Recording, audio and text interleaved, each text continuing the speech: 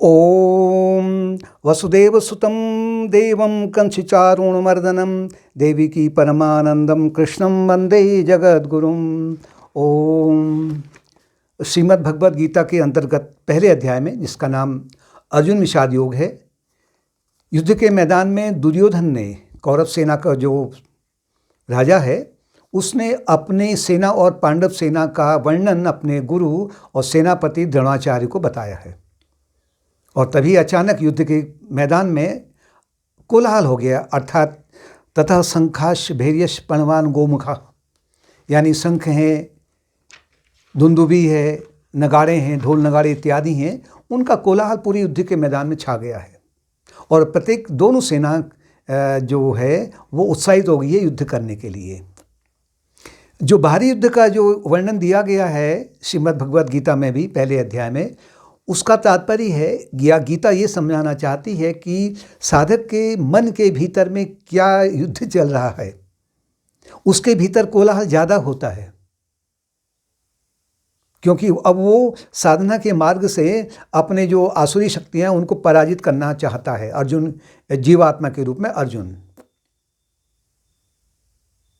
उसे पहचानना होगा कि मेरे भीतर की आसुरी वृत्तियाँ कौन है और दैवी वृत्तियाँ कौन हैं। और उसी समय में ततः श्वेतैर हययुक्त महति संदनो स्तहो माधवौ पांडवश्चैवो दिव्यो शंखौ बृहद्मतुः। इसके उपरांत सफ़ेद घोड़ों में से युक्त अर्जुन के रथ में बैठ करके भगवान कृष्ण ने अपना जो दिव्य शंख बजाया और अर्जुन ने भी अपने दिव्य शंख को बजाना आरंभ किया। ये शंख सामान्य नहीं है, यानी कि एक संदेश आ गया है।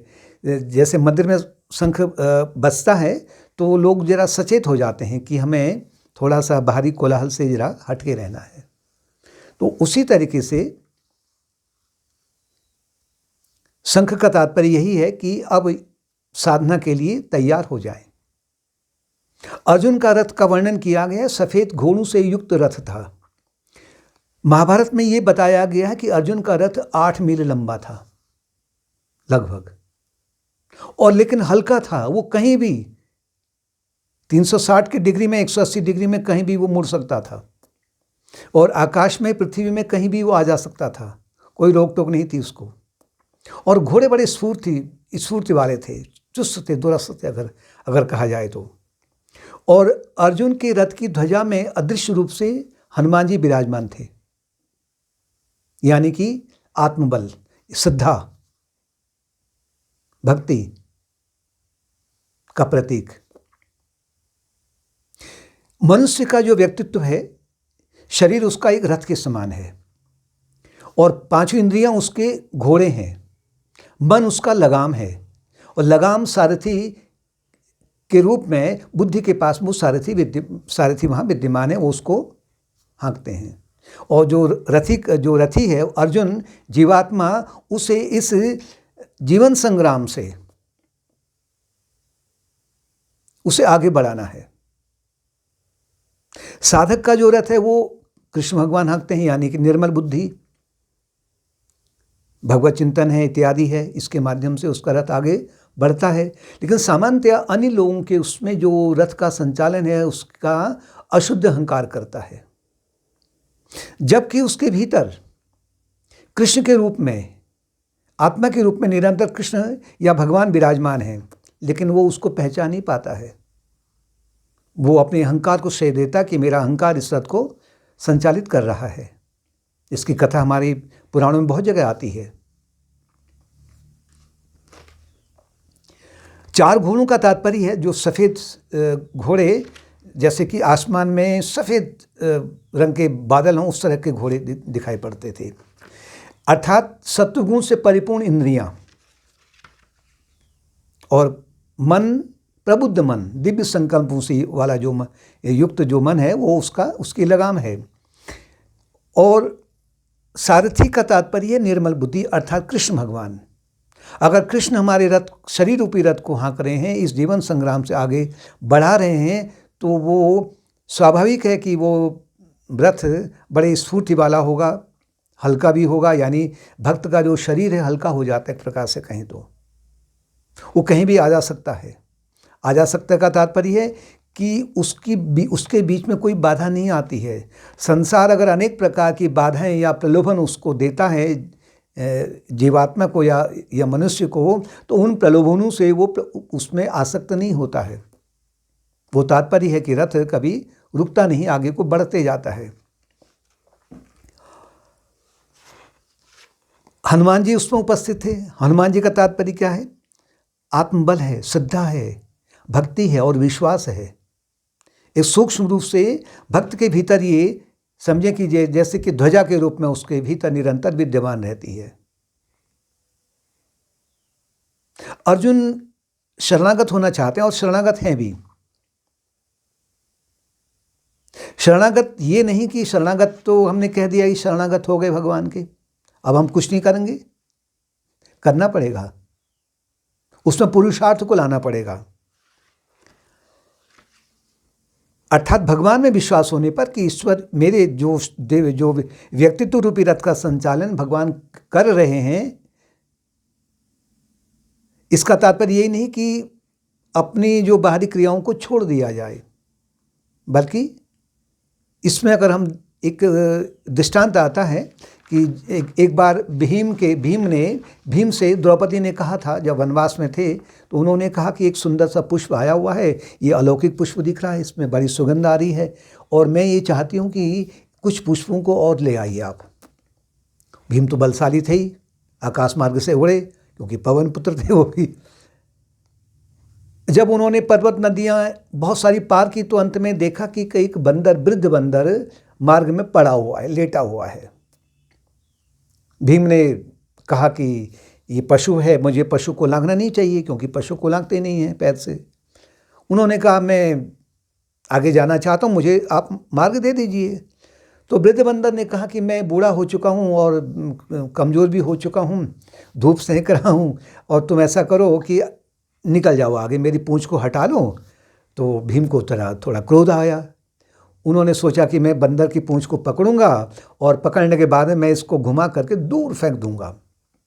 लेकिन भीम पूँछ को उठाना क्या, पूँछ को हिला भी नहीं सके। तो भीम को बड़ा आश्चर्य हुआ। उन्होंने कहा कि आप कौन हैं? आप कोई सामान्य बंदर नहीं हैं। तब बंदर ने कहा कि मैं हनुमान हूं, मैं त्रेता युग में भगवान राम का सेवक हनुमान हूं।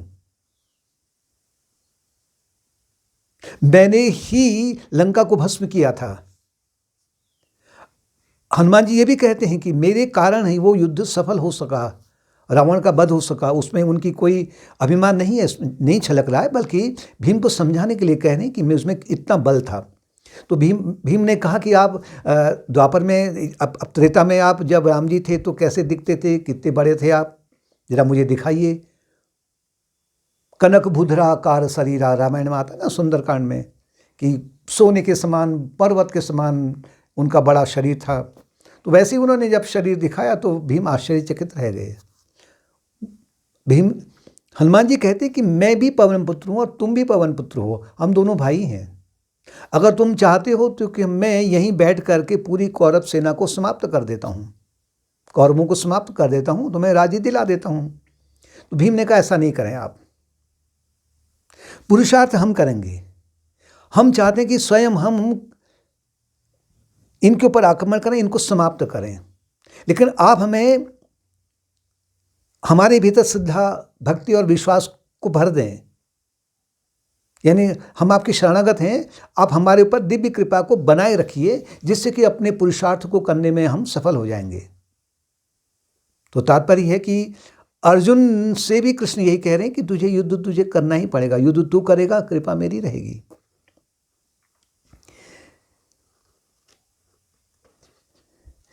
ऐसे ही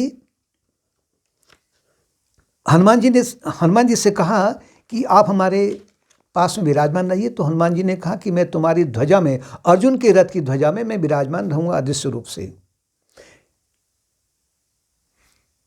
पांचजन्यम ऋषिकेशो देवदत्तम धनंजयो पौड्रम दधमो महाशंखम भीमकर्मा वृकोदरहो। इसके बाद में भगवान श्री कृष्ण ने अपना पांचजन्य नामक शंख बजाया। देवदत्त नामक शंख अर्जुन का था, उन्होंने बजाया था। और भयानक भीम ने पौड्र नामक महाशंख को बजाया। ये उनके शंखों के अलग अलग नाम हैं। अनंत विजयम राजा कुंती पुत्रो युधिष्ठिरः नकुलः सह देवस्यौ सघोषमणि पुष्पकहो।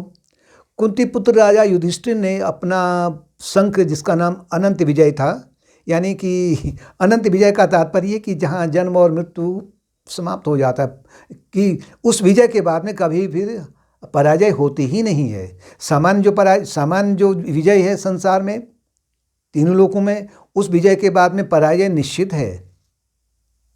लेकिन उनका जो शंख था वो अनंत विजय था, कि जहाँ कि कहीं कोई पराजय मिलती नहीं है। नकुल और सहदेव ने सुघोष और मणिपुष्पक नामक अपने अपने शंखों को बजाया।